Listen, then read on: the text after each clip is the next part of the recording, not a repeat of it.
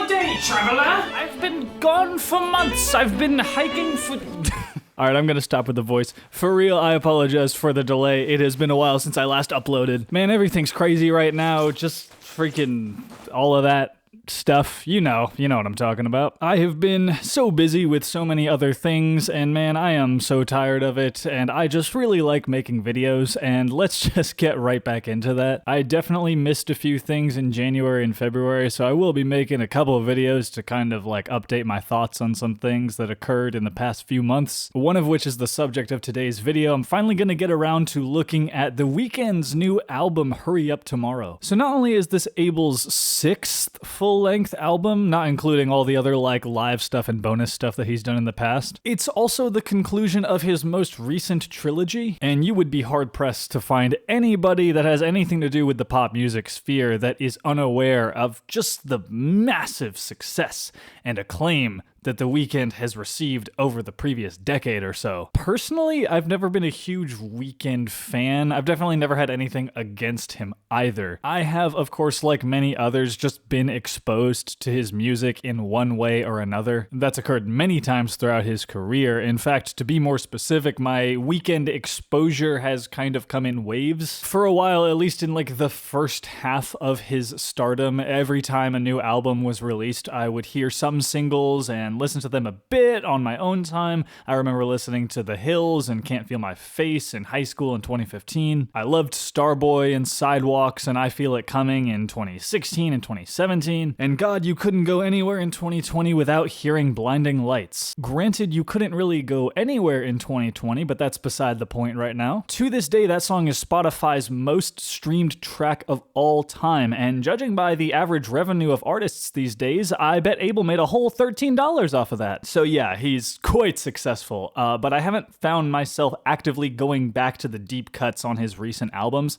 and in the case of his most recent record before this one, Dawn FM, I don't even think I've listened to every song on there as of now. So in a way, I guess this new album and this video is my opportunity to see what I've been missing. So I popped the headphones on, I hit play on this nearly 90-minute long record, and man, I gotta say, regardless of the views that I have on this record that I will lay out later in the video, the first 7 or so tracks on this album, the first act, so to speak, is one of the most exhilarating opening legs of a mainstream pop R&B record that I've heard in some time. Now, this album does continue with The Weeknd's somewhat tried and true 80s revival style of production and synthesizers, but it feels a little less disco this time. If I could describe it in one word, it sounds very sci-fi. Like the opener that features Justice starts out sounding like the opening to a modern Star Trek or Tron revival movie. It sounds spacey and galactic. And this continues through Cry For Me, in which the chords and synths sound like the title screen to one of the most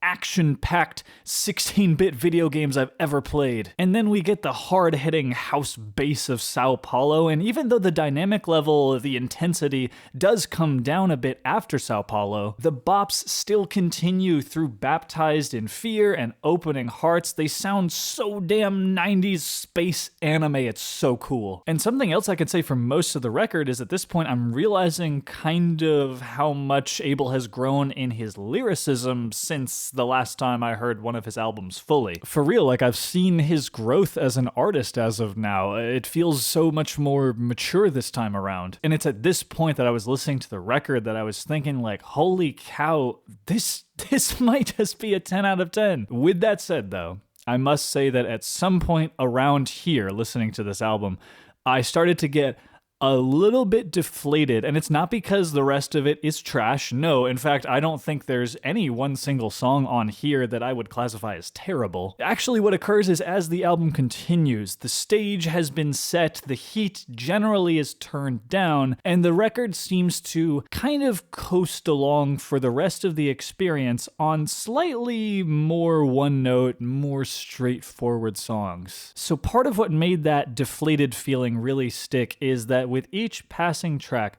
I would look back at the album info and be reminded that this thing is almost an hour and a half long. And to me, the part of the record where it really picks up again, similar to the beginning, is towards the tail end, specifically the last 3 songs. Red Terror, I think, has some of the more deep lyrics on here. The atmosphere is very deep and intentional, and I feel like we go back to a bit of that interstellar sound, which goes so well with that spoken word poem towards the end of this song. Without a Warning also sets a really cool ominous mood, and the vocal hook just absolutely slaps. And the final track, the title track, contains some of the most empowering lyrics on the album, and there's so much introspection and atonement. And the chords and the vocal performance sound like they're ripped right out of a long-lost Michael Jackson album and given a modern production makeover. He absolutely nails that gospel sound so well. It's very We Are the World, if that makes any sense. So I guess to me, the real meat on this record comes in the beginning,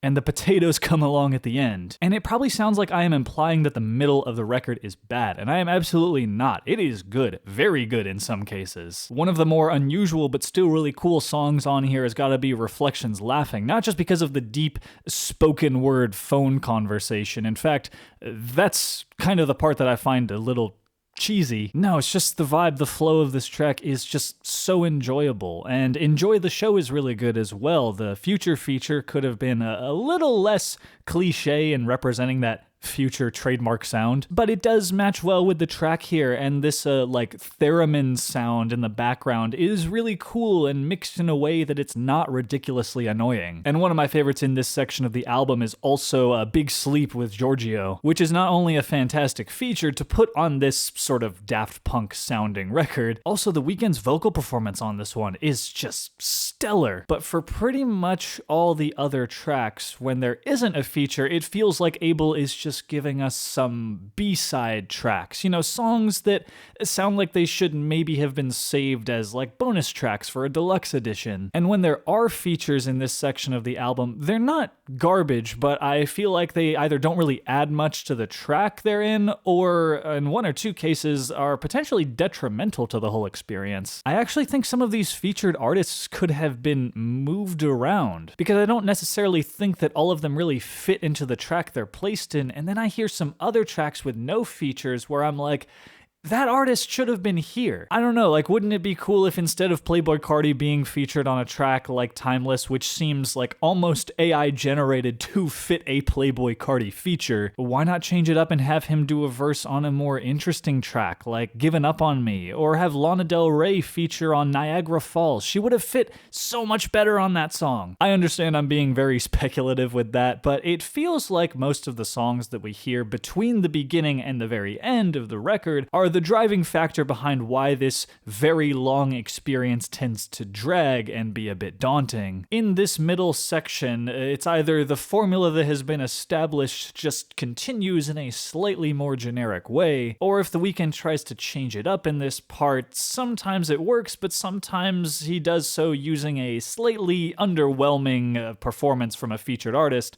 that doesn't always fit. I see Hurry Up Tomorrow as a record that, unlike Brat, which focused its more digitized sound on a Y2K era pop revival, this one kind of does keep its sights on the 80s upbeat late disco era stuff, but I think Abel has nearly perfected that balance here. Compared to what I've heard of The Weeknd doing this style in the past, this one is a bit more conceptual. The transitions are awesome. It has presence, and most of the time, not all of the time, but most of the time, it doesn't break its back trying to shove this concept down your throat with cheap production techniques or nostalgic tropes, and I definitely applaud The Weeknd for that. Maybe I'm being a little hard on it, I just don't know if it needed to be this long. I guess with such a great, huge opening act of songs, as well as the very final songs being amazing, I just expected to see some of that in the middle of the record as well, just to get a little bit more interesting while still keeping that level of quality. It is just a bit of a shame that this record just